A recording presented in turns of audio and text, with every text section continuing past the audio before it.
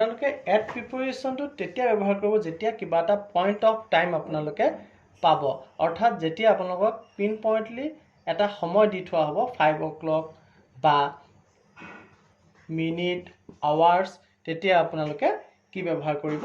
At ব্যৱহাৰ কৰিব।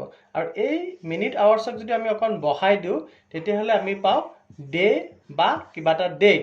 যেতিয়া আপোনালোকে ডে বা ডেট পাব তেতিয়া অন প্ৰিপ'জিশ্যন ব্যৱহাৰ কৰিব।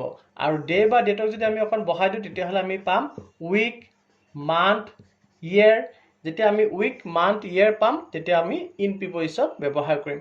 ইয়াত যদি আপোনালোকে চাওক 5 o'clock, 5 o'clock point of time হয়, চ' আমি ইয়াত ব্যৱহাৰ কৰিম এট প্ৰিপ'জিশ্যন। মনডে ডে হয়, অকণ লংগাৰ ডিউৰেশ্যন হয় তাতকৈ, তাত আমি অন ব্যৱহাৰ কৰিম। আৰু ডে যেতিয়া থাকে তেতিয়া ডেটো থাকে, ডে আৰু ডেট একেই, অন ব্যৱহাৰ কৰিম।